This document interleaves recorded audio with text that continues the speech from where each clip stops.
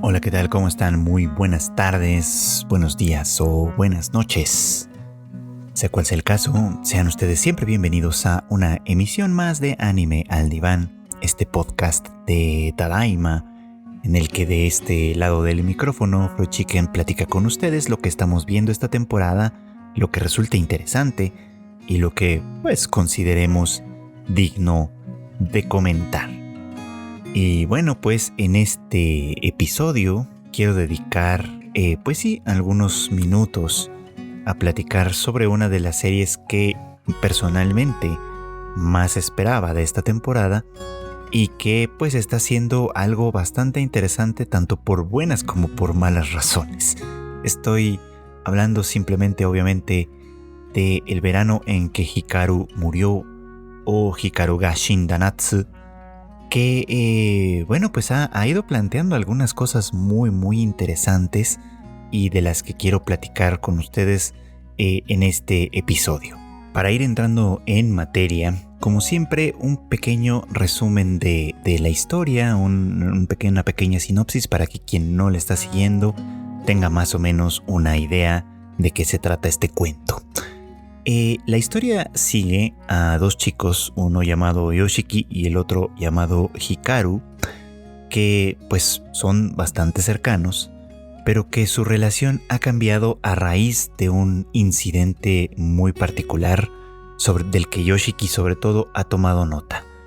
Él se da cuenta de que quien ha sido, podríamos decir que en cierto modo su mejor amigo, la persona de su edad más cercano en el pueblo, pues es distinto.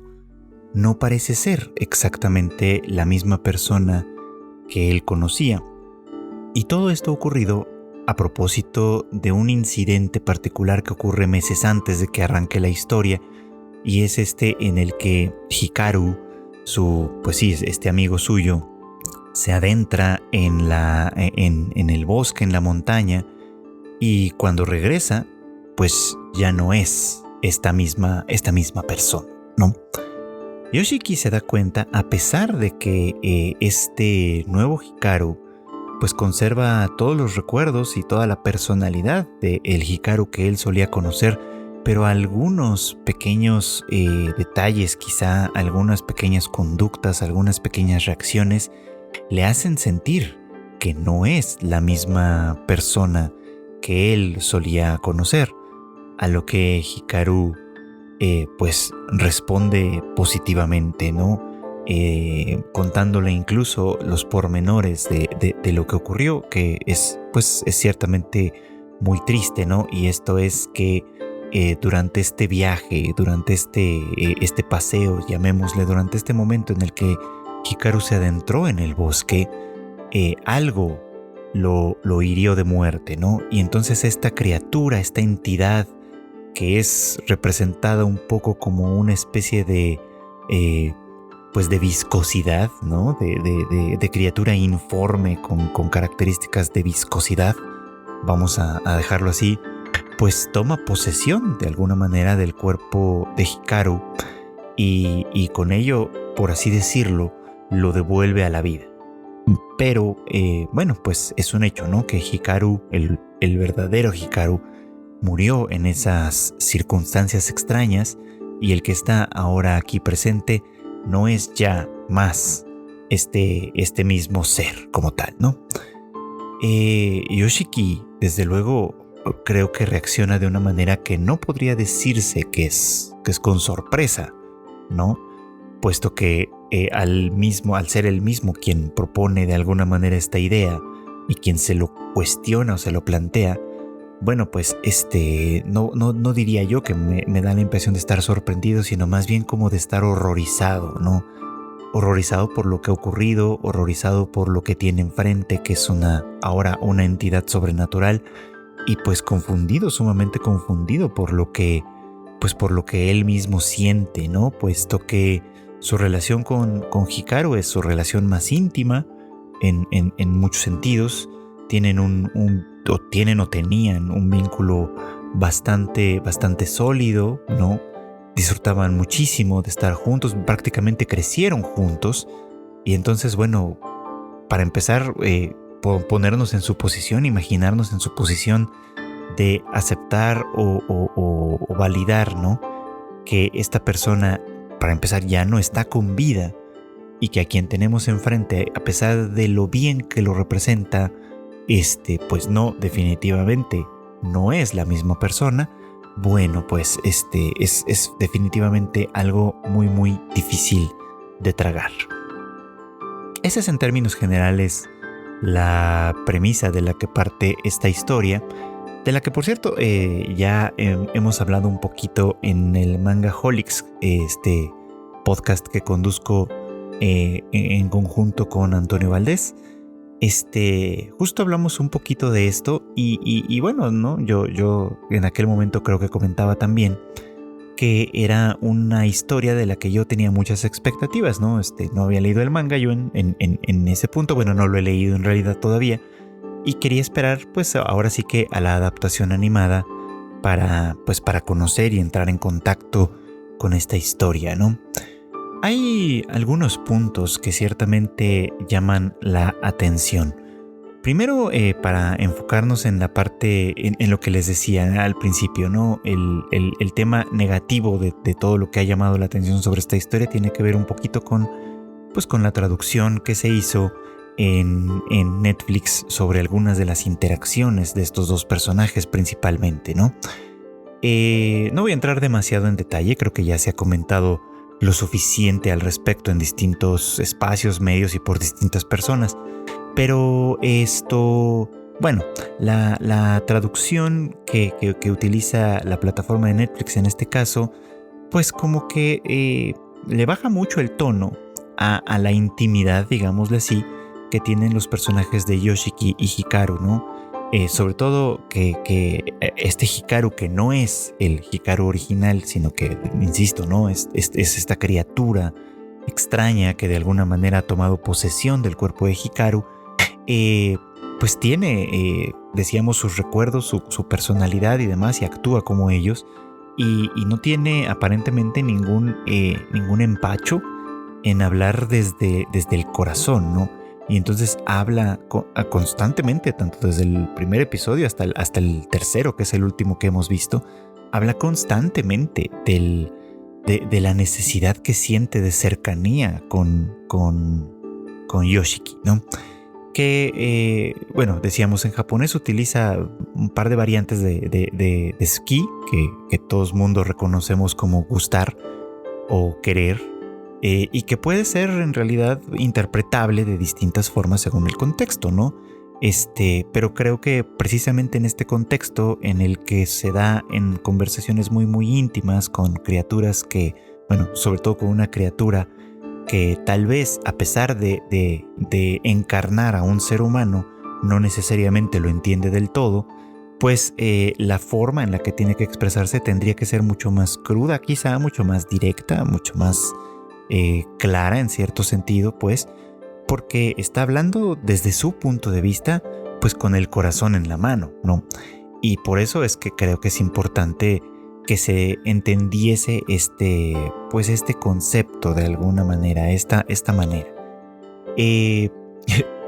Curiosamente, no tan curiosamente quizá, este mismo incidente, porque pues ya para decirlo con todas las letras, lo que Hikaru dice en vez de Tsuki es "me caes bien" en español, que pues sí, en algunos contextos podría ser una traducción adecuada, ¿no? Correcta. En creo que no, como tampoco lo fue en su momento cuando se lo pusieron a Kaworu en la versión de Evangelion, de la serie original de Evangelion, que también se emite a través de Netflix, ¿no? Y esto porque, pues, lo mismo, ¿no? Pareciera que incluso podríamos pensar que hay paralelismos en estos dos personajes, ¿no? Yo en algún momento en redes decía que sobre esta traducción, la de Evangelion, decía que una cosa que había que interpretar aquí no tanto son los sentimientos de Shinji, ¿no? Bueno, que también son importantes, ciertamente, ¿no? Pero que en realidad en ese punto de la historia ya nos ha quedado claro que Shinji es una persona que está hambrienta de afecto, y que pues en realidad es muy susceptible a cualquier pequeña muestra de este cariño, venga de quien venga y sea como sea en realidad, ¿no? O casi como sea, ¿no? Obviamente Shinji no necesariamente es una persona que actúe enteramente desde el lado heterosexual, ciertamente, pero bueno, vamos, el punto del vínculo entre Kaoru y Shinji no es ese. Es un vínculo más bien que se da desde esas dos posiciones. Uno de Shinji por un lado de estar de verdad hambriento de afecto y de cualquier cosa que pueda representárselo de alguna manera, y por el otro lado Kaoru, de quien se nos dice que es un individuo que ha vivido de alguna manera encerrado, educado para una única misión que tiene que cumplir y que pues tampoco tiene mucha experiencia con el contacto humano, de tal manera que su manera de expresarlo es muy, muy cruda, muy clara en ese sentido, ¿no? Por crudo me refiero a que no está necesariamente atravesada por las limitantes sociales, digamos, ¿no? Que de alguna manera nos exigen ser más discretos, ser menos expresivos en algunos casos, salvo en momentos y circunstancias muy, muy especiales, porque la intimidad de alguna manera pareciera que las sociedades modernas la tienen identificada como obscena, hasta cierto punto, ¿no? Como algo que le pertenece únicamente a los que interactúan en esta intimidad, vamos, ¿no? Y que los demás a los demás no nos es lícito o no nos debería ser lícito atestiguar de ninguna forma. De ahí que se vuelve como un tanto obscena la intimidad, por muy casta que pueda ser, vamos a ponerlo así, y que bueno, nosotros nos manejemos en términos generales de forma normal, entre comillas, con fórmulas mucho más atemperadas, ¿no? Pero bueno, Kaoru, al ser un ser distinto en ese sentido, claro que podría permitirse una expresión mucho más cruda, de la misma manera que, regresando a nuestro tema original, pues Hikaru lo hace o lo puede hacer. ¿Por qué? Pues porque, repito, ¿no? A pesar de estar ocupando un cuerpo que trae todo un bagaje, ¿no? Y que de alguna manera está usurpando esta historia, que este es un punto al que quiero regresar también, pues a final de cuentas su manejo de las emociones tal vez no es precisamente tan pulcro como lo haría un ser humano educado dentro de una sociedad, sino que lo tiene que hacer o siente que lo tiene que hacer de una manera distinta. Al menos así es como lo percibo yo, ¿no? Esto obviamente pues será interesante de ir viendo cómo evoluciona, pues, porque esta entidad, que aparentemente es una entidad sobrenatural que habitaba el bosque, pues ha cambiado de entorno, ha cambiado de lugar, ha cambiado de sitio en todos los sentidos, ¿no? Ya no habita más en el bosque, ya no habita más como esta entidad viscosa que se extendía a lo largo de la montaña, sino que ahora está circunscrita a los límites corporales de un ser humano, en cierto modo, y además está, como ya la propia criatura de alguna manera lo ha estado expresando ya, pues esta entremezcla que tiene con la persona que solía ser Hikaru, pues está transformándolo de alguna manera, ¿no? Está influyendo también en sí mismo y no lo está... y pues tal vez ya eso contribuye a que no sepa tampoco su propia identidad, ¿no? Y no sepa exactamente qué es lo que solía hacer o cuál era de alguna manera su papel en este entorno en particular. Es un personaje pues que tiene mucho potencial para convertirse en algo bastante interesante, ¿no? Por esta mezcla de dos identidades que es pues por lo que se nos va diciendo, ¿no? Estaban bastante bien definidas por sí solas, pero que al entremezclarse como tal, pues dan lugar a un ser nuevo, en cierto modo, ¿no? Que, pues, imagino yo, tendrá que librar una dura batalla interna y externa, tanto para integrarse como una identidad de nueva cuenta, como para ser fiel de alguna manera a pues a sus propios deseos, ¿no? A su deseo de quién quiere ser y de con quién quiere estar, que en este caso estamos hablando del personaje de Yoshiki. Yoshiki es otro que también, pues decía yo, resulta interesante desde este mismo planteamiento, ¿no? Él es pues decíamos, es un personaje, pareciera como de un carácter muy templado, muy racional hasta cierto punto, ¿no? No es tan juguetón como sí lo es Hikaru, ¿no? Hikaru es un adolescente muy reconocible en ese sentido, ¿no? Un tanto juguetón, un tanto disperso, ¿no? Un tanto impulsivo quizá. Y Yoshiki es más bien una persona que a mí me da la impresión de ser más bien del lado dubitativo, ¿no?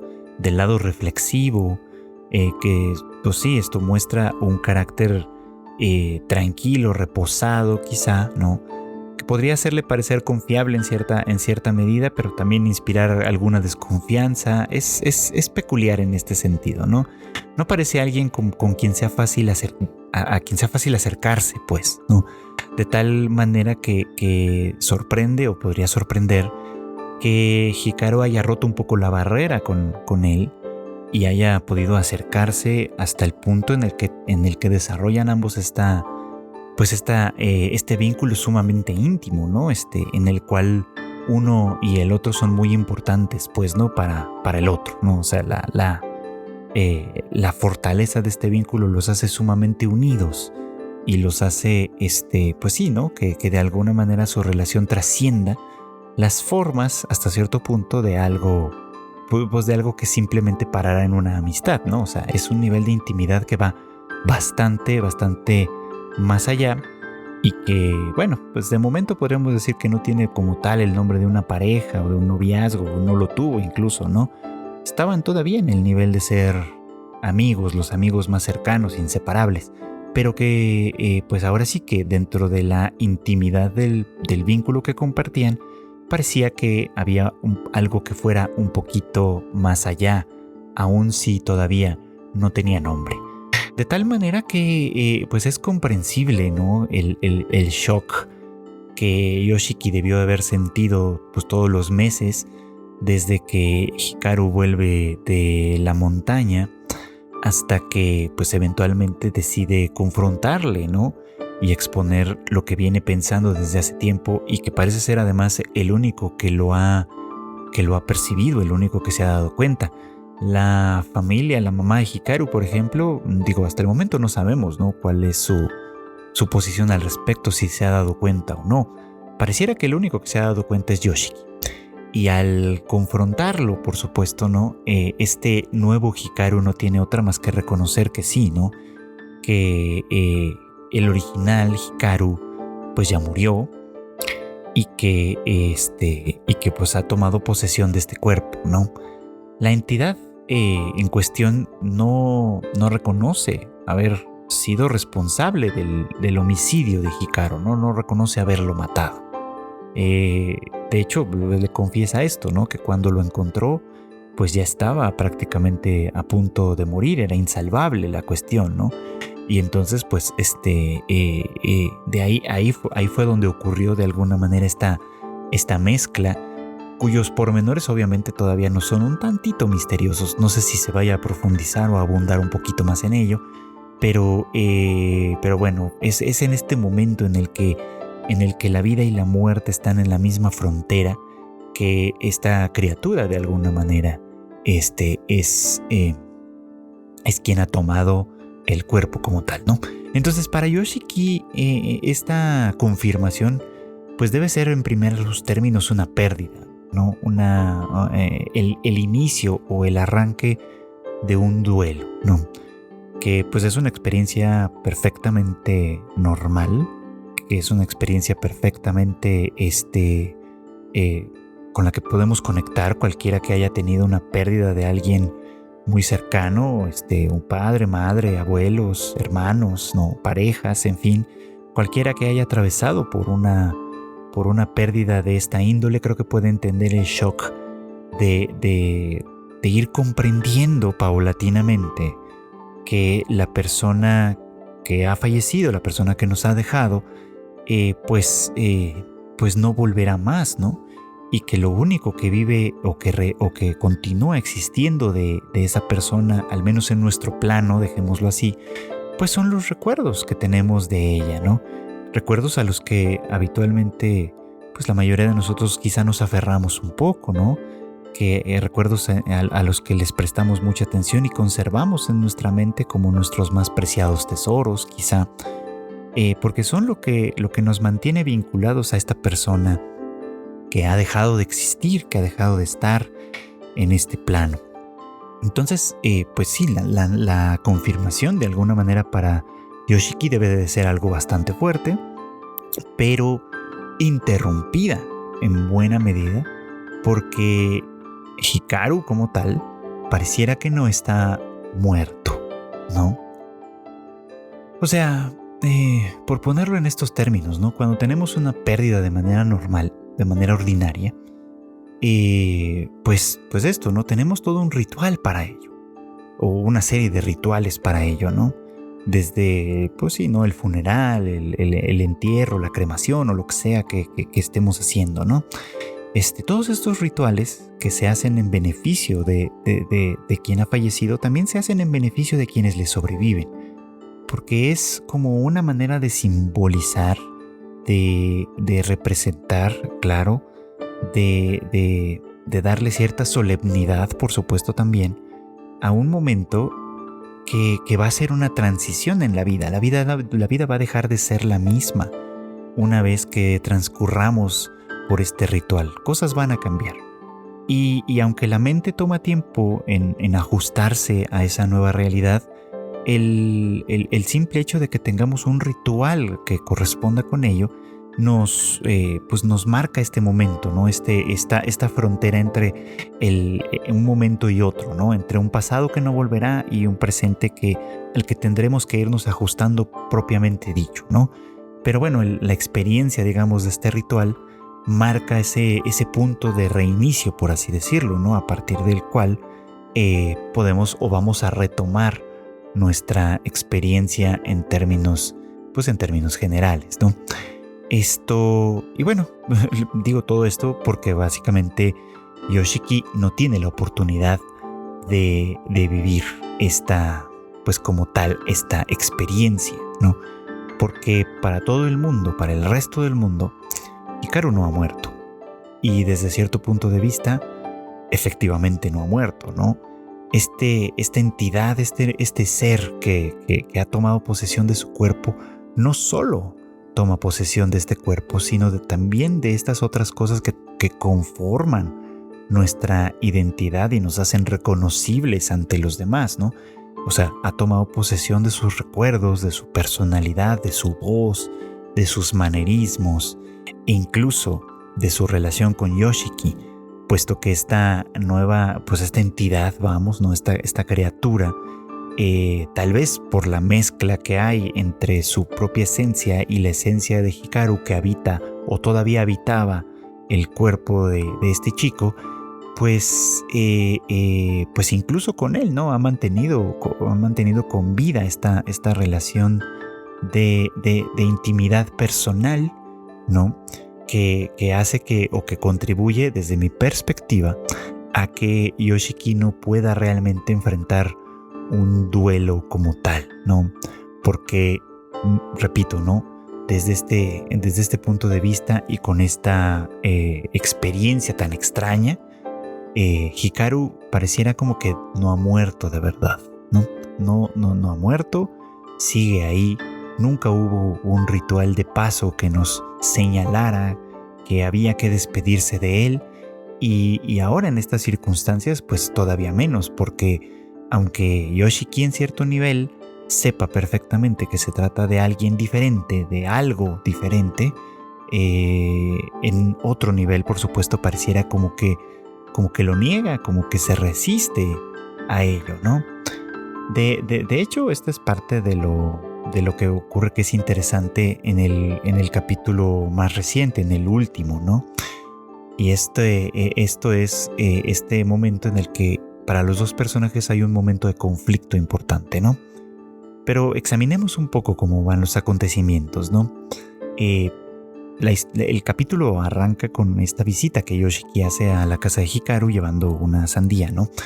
Y con ello el recuerdo, ¿no? De un momento en particular, de algo que sucedió en el pasado cuando ambos eran todavía unos niños, en el que, pues justo, ¿no? Están compartiendo una sandía, se angustian mucho porque se tragan alguna de las semillas y ellos, pues como niños, habían escuchado que cuando esto sucedía, alguien se transformaba, ¿no? Bueno, uno se transformaba en un hombre sandía y pues sienten mucho miedo, ¿no? El miedo natural que puede sentir un niño al darle crédito pues a un cuento tan absurdo como ese, ¿no? Y bueno, al repetirse un poquito como esta escena, ahora siendo ellos un poco mayores, Hikaru repite, ¿no? los mismos gestos y hasta las mismas frases en esta ocasión, ¿no? Recordándole a Yoshiki, ¿no? esta experiencia y confundiéndole probablemente todavía más, puesto que, pues repito, ¿no? Es algo que verificaría completamente que Hikaru en realidad no ha muerto, pero él sabiendo el contexto como tal, el contexto claro que hay como tal en este caso, pues sabe que esta es una especie de mera imitación, lo cual lo irrita, ¿no? Es irritante, ¿no? Que se trate de una imitación y que además sea una imitación que lo haga tan bien, una imitación que de alguna manera le confunde a un nivel en el que, pues sí, no tiene que contrastar lo que él sabe, lo que ha experimentado de alguna manera, con lo que está experimentando en este momento, que son cosas que no tienen coherencia desde este punto de vista, que no funcionan de manera correcta. Entonces es un tema pues ciertamente peculiar aquí en este caso entre Yoshiki y Hikaru por un lado, ¿no?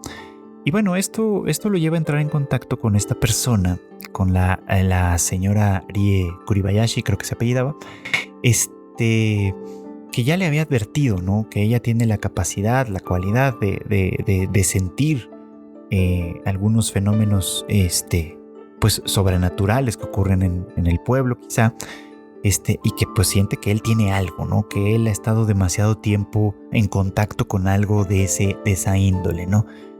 Y bueno, en este episodio, después de este momento de shock que vive Yoshiki, pues termina hablando con esta mujer, contándole la historia, lo que está pasando hasta el momento, ¿no? Y ella a su vez le refiere algo que viene de su propia historia, ¿no? Que algo semejante le ocurrió a su marido, ¿no? Al marido de ella, y que bueno, al principio ella pues también lo negó, ¿no? Ella también estaba pues en cierto modo contenta, feliz de haber, pues de recuperar, ¿no? a esta persona tan querida, y pues todo terminó en una tragedia, ¿no? Fue contado de una manera muy sucinta, hay que decirlo, pero pero bueno, deja en claro un poco como que ella pues pasó por una experiencia semejante a la que está viviendo Yoshiki, y por eso es que su recomendación es pues mantente alejado de esto, ¿no? Mantente lo más alejado posible de esto, porque pues puede sobrevenirte una enorme tragedia, ¿no? Algo de lo que te vas a arrepentir toda tu vida si tratas de aferrarte a esto, ¿no? Y bueno, ¿no? Esto lleva a que de manera instantánea prácticamente, pues Yoshiki comience como un proceso de aislamiento, de separación, que claramente este Hikaru resiente, ¿no? Y tienen ahora esta escena en la que pues la criatura que es Hikaru ahora, pues esto, ¿no? Se acerca a él de esta manera un poquito amenazadora, lastimándolo incluso, ¿no? Aferrándose a él y pidiéndole que por favor no lo abandone, ¿no? Que lo que siente por él es algo muy profundo, que obviamente no puede caber dentro de una frase como "me caes muy bien", o "no puedo evitar que me caigas bien", que es creo que más o menos la frase que utiliza en esa escena, sino que más bien habla de una enorme necesidad que esta criatura siente, y que además está experimentando su propio dilema psicológico, por así decirlo, ¿no? Porque no es capaz de discernir si esta necesidad de cercanía que tiene con Yoshiki es propia, es parte de sí misma, de esta criatura, o es algo que estaba tan arraigado en el cuerpo, en la mente, en las neuronas del cuerpo de Hikaru, que le ha influido a ese nivel, por supuesto, ¿no? Lo cual, bueno, pues te repito, ¿no? Nos regresa un poco como un tema del que hemos estado hablando curiosamente en los últimos episodios del podcast, ¿no? Que es el tema de la identidad, lo que nos da pues cierta coherencia interna y externa incluso también a nuestra personalidad, que nos permite reconocernos a nosotros mismos y que otros nos reconozcan como tal, ¿no? O sea, estos aspectos que son muy variados, muy diversos, que de alguna manera implican una gran serie de cosas y que, pues, vamos, ¿no? Aunque tengan algunos puntos y elementos un tanto contradictorios, conservan en términos generales la suficiente coherencia como para hacernos así identificables, tanto ante nosotros mismos como ante los demás. Entonces, pues es parte del dilema que estamos viviendo aquí, ¿no? O sea, Yoshiki, por un lado, decíamos y resumimos aquí en este momento, por un lado, sabe que Hikaru ya no vive, tendría que estar viviendo un duelo por esta pérdida. Pero por el otro, reconoce, ¿no?, en este nuevo Hikaru todas las cualidades y características, con algunas pequeñas diferencias incoherentes aquí, pero en realidad reconoce todas estas cualidades y características que conformaban a esta persona, ¿no?, que de alguna manera le daban identidad, lo que de pronto hace difícil asumir la realidad de que ya no existe más, ¿no?, puesto que esta imitación es casi perfecta. Y en este casi es donde se mete el resquicio de la duda, de la sospecha, del recelo, ¿no? Porque es este casi el que no le permite entregarse por completo a la idea de que Hikaru sigue con vida, por ejemplo, ¿no? Es este casi el que no le permite caer por completo en el engaño, como probablemente muchos otros lo han hecho. Es este casi, pues, el que de alguna manera insiste, quizá, en aceptar la dura realidad de que Hikaru ya no vive y de que esta persona, por más que se le parezca, no es realmente Hikaru. Pero la duda la comparten también. O sea, la intimidad de este vínculo que ahora se está como formando o reformando, pongámoslo como esto, desde distintos lugares, es una duda que también comparte Hikaru, digamos, ¿no?, en este punto. Porque pues vamos, ¿no?, como la entidad que solía ser pareciera que no estaba realmente personalizada. Es decir, que aunque hubiese tenido una función, un propósito, aunque hubiese tenido una historia probablemente, es una criatura sobrenatural que probablemente no tenía como tal una personalidad, que no tenía como tal algún tipo de rasgo distintivo que nos permitiese ponerlos en términos de personalización como tal, ¿no? Algo que pasa un poquito, ¿no?, como con estas entidades sobrenaturales que forman parte de las leyendas de los medios rurales y demás, ¿no? Que generalmente simbolizan, ¿no?, ciertos sentimientos profundos, pero muy crudos, muy simples quizá, que subyacen en lo que podríamos designar como el inconsciente colectivo de la comunidad, ¿no? Un cierto temor y recelo a la fuerza de la naturaleza, por ejemplo, ¿no? Un cierto respeto solemne a esta fuerza natural, vamos, ¿no?, a este fenómeno natural que tal vez no conoce matices, sino que simplemente devora, ¿no?, aquello que se acerca a sus dominios, que se acerca a sus terrenos, ¿no?, como tal, que integra dentro de sí mismo la fuerza de todo aquello que ha devorado. En fin, o sea, esta clase de arquetipos casi como esenciales, ¿no?, que habitan en el fondo de lo inconsciente colectivo y que se representan a través de este tipo de espíritus, ¿no?, de este tipo de entidades, sí, ¿no?, que a veces son hostiles, agresivas, que desean la muerte y buscan la muerte de los demás, entidades que extrañan lo que se sentía ser vivo, ¿no? Y por eso devoran a los seres vivientes, ¿no? Para revivir a través del consumo de su sangre y de su carne, no lo sé. O que, bueno, ¿no? O que habitan en estos bosques y en estos lugares, ¿no? Como protectores de estas naturalezas, ¿no? Que habitaban o que habitan estos terrenos desde hace siglos y que se ven o que se perciben amenazadas por la modernización de las sociedades humanas y demás. En fin, o sea, esta clase de ideas esenciales que de alguna manera se depositan en estas criaturas y que, bueno, pues estas criaturas de alguna manera conservan algunos de estos rasgos, algunas de estas características, pero sin llegar a la personalización, que es el punto de todo esto, ¿no? Y cuando esta personalización ocurre en este caso, puesto que volvemos al punto, ¿no? Esta entidad toma el cuerpo de Hikaru, pero vamos, ¿no? Aquí una parte que me parece como interesante es que la premisa para que esto pueda ser posible es que asume que el propio cuerpo de Hikaru, el cuerpo material de Hikaru, es el que contiene todas estas cuestiones que le daban cierta identidad, ¿no?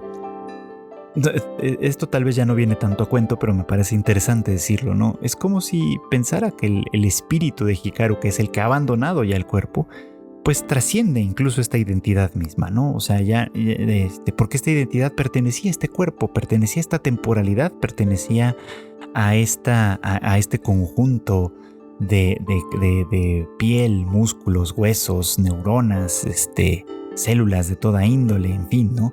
Pertenece a esa materialidad y no al espíritu, digamos, ¿no? El espíritu probablemente es tan trascendente que incluso la identidad de Hikaru le queda chica, pero ya no importa, puesto que ya ha abandonado este cuerpo, ¿no? Y ahora el cuerpo le pertenece a esta nueva entidad que, a pesar de su despersonalización como tal, está adquiriendo, ¿no?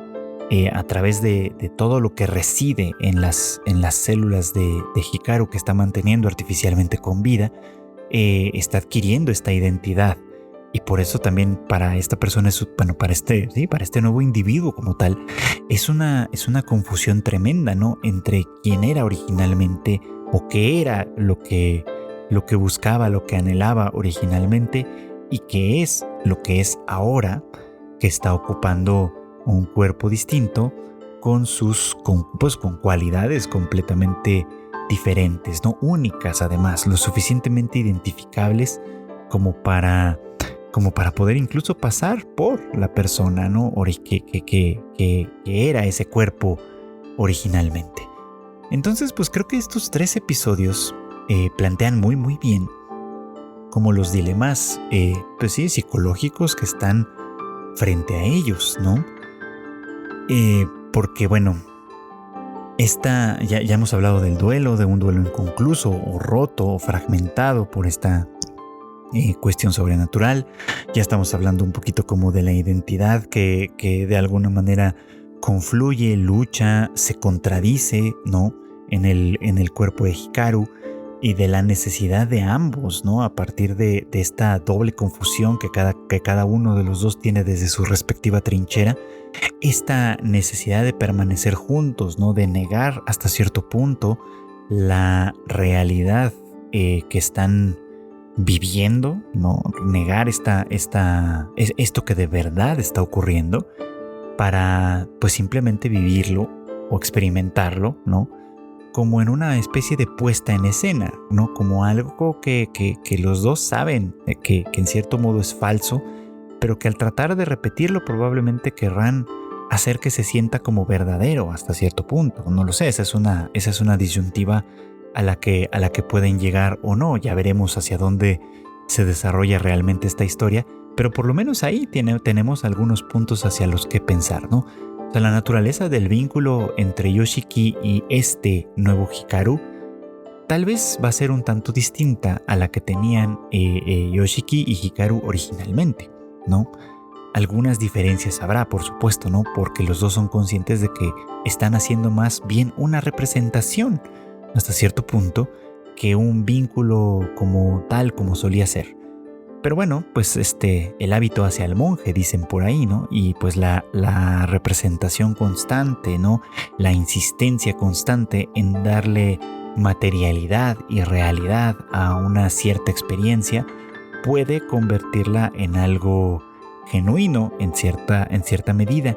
Pero dadas las condiciones de esta historia en particular, si esto llega a suceder, si el vínculo entre ambos se vuelve más genuino como tal, o sea, Yoshiki a sabiendas de que se está relacionando con un Hikaru que no es Hikaru, y este Hikaru a sabiendas de que está usurpando una historia que no le corresponde, que no es la propia, pero que al poder de alguna manera representarla pareciera como si se la apropiara como tal, pues esto se puede convertir en un nuevo vínculo, un vínculo distinto, real, profundo, quizá íntimo, como solía ser el vínculo original entre Yoshiki y Hikaru, pero pues con consecuencias que previsiblemente no serán probablemente tan amables, ¿no?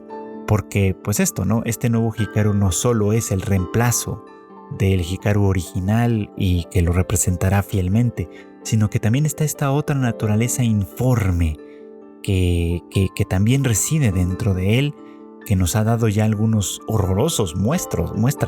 horrorosas muestras de cómo es y qué le constituye, y que bueno, pues seguramente también se expresará a la manera en la que se suelen expresar las cosas que de pronto se intentan reprimir de alguna manera, ¿no? Se expresará a través de actuación, a través de actos aparentemente involuntarios, ¿no? A través de ideas, a través de sentimientos, a través de cosas que van a romper con este deseo de representar un papel, con este deseo de usurpar completamente una historia. Y bueno, pues esto fue todo por hoy. Gracias como siempre por acompañarnos en el Anime al Diván. Ya lo saben ustedes, este podcast se emite todos los miércoles en algún momento del día y ya estará disponible a través de pues distintas plataformas, desde YouTube en formato solo audio, a Spotify, Apple Podcasts, Amazon Podcasts y demás. Así que pues sea cual sea la que ustedes usen, seguramente ahí nos encontrarán y podrán escuchar lo que hemos tenido que decir sobre estas distintas series. Además, no olviden que tenemos más contenido para ustedes en Tadaima, como en las noticias principales del mundo del manga, del anime y demás en tadaima.com.mx, así como pues en nuestras redes sociales, Tadaima MX, en Twitter, Instagram y demás. Ahí búsquennos, por supuesto, Retorno Anime en Facebook. Y no olviden que además tenemos el Tadaima Live todos los jueves en punto de las 9 de la noche, hora de la Ciudad de México, a través de nuestros canales en Twitch, en Facebook y en YouTube mismo, para que pues ahí se enteren de las novedades de la semana y pues comentemos todo lo que sea comentable de este bonito medio que tanto nos encanta. Y pues no me queda más que agradecerles como siempre que sus escuchas, sus likes, sus comentarios y todo lo demás, y desearles que pasen muy buenas tardes, muy buenas noches o muy buenos días.